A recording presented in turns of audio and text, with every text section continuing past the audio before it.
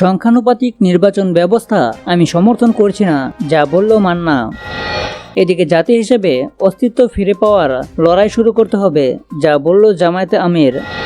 সর্বশেষ থাকছে তারেক রহমান সালামের রাষ্ট্রদ্রোহ মামলা বাতিলের রায় প্রকাশ।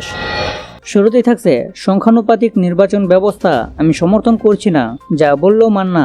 সংখ্যানুপাতিক নির্বাচন ব্যবস্থার প্রস্তাবটি সুন্দর হলেও জাতির বৃহত্তর স্বার্থে এটিকে আমি আপাতত সমর্থন করছি না বলে মন্তব্য করেছেন নাগরিক ঐক্যের সভাপতি মাহমুদুর রহমান মান্না। মঙ্গলবার জাতীয় প্রেস ক্লাবের তোফাজ্জল হোসেন মানিক মিয়া হলে গণশক্তি সভা আয়োজিত শাসন ব্যবস্থায় গুণগত পরিবর্তন ও নির্বাচন শীর্ষক আলোচনা সভায় তিনি এই মন্তব্য করেন। মান্না বলেন যে স্বৈরাচারকে এত কষ্ট করে লড়াই করে ফেলে দিয়েছি, সেই স্বৈরাচারের ভোটের হার এখনো অনেক বেশি। সংখ্যানুপাতিক হারে ভোট হলে তারা অনেক বেশি এগিয়ে থাকবে। তাছাড়া ওই দল যদি ভোট করার সুযোগ পায় তাদের পদত্যাগ বিষয়ে বিতর্ক হতে পারে, কিন্তু সরকার বলছে না আমরা নিষিদ্ধ করব না। নিষিদ্ধ যদি না করেন তাহলে তারা নির্বাচন করবে না কেন? নাগরিক ঐক্যের সভাপতি আরো বলেন, সংখ্যানুপাতিক নির্বাচন প্রস্তাবটি খুবই সুন্দর, আমার জন্য বেশি সুন্দর, কিন্তু সমগ্র জাতির জন্য নয়। এতে আওয়ামী লীগের যদি 40টা এমপি আসে তারপর আমি এমপি থাকতে পারবো কিনা সন্দেহ আছে। এদিকে জাতি হিসেবে অস্তিত্ব ফিরে পাওয়ার লড়াই শুরু করতে হবে, যা বলল জামায়াতের আমির। বাংলাদেশ জামায়াত ইসলামীর আমির ডক্টর শফিকুর রহমান বলেছেন, মানুষরূপী কিছু পশু 2018 সালে নোয়াখালীর সুবর্ণচুরে বড় ধরনের অপকর্ম করছে।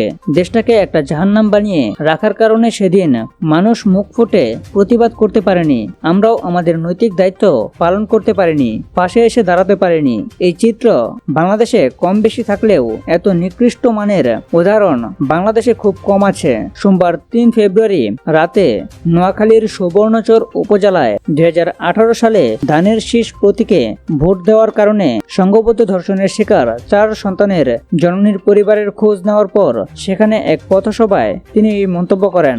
জামায়াত আমির বলেন, জাতি হিসেবে আবার অস্তিত্ব ফিরে পাওয়ার লড়াই শুরু করতে হবে। এই লড়াই হচ্ছে মর্যাদার লড়াই, মানুষ হিসেবে মর্যাদার সঙ্গে বেঁচে থাকার ও নিরাপত্তার লড়াই। সেই লড়াইয়ে যদি আমরা বিজয়ী হই তাহলে বাংলাদেশের জনগণকে একটি মানবিক বাংলাদেশ উপহার দেব।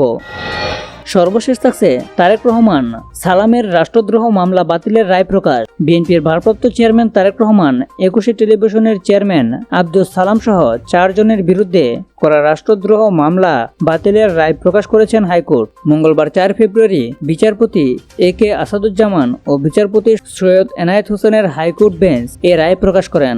এর আগে গত 31 অক্টোবর তারেক রহমান আব্দুস সালাম সহ 4 জনের বিরুদ্ধে দায়ের করা রাষ্ট্রদ্রোহ মামলার কার্যক্রম বাতিল করে তাদের খালাস দেন হাইকোর্ট। অন্য 2 জন হলেন 21 টেলিভিশনের সাবেক প্রধান প্রতিবেদক মহাতির ফারুকি খান ও সিনিয়র প্রতিবেদক কনক সারোয়ার। বিচারপতি AKM আসাদুজ্জামান ও বিচারপতি সৈয়দ এনায়েত হোসেনের হাইকোর্ট বেঞ্চ এ রায় দেন।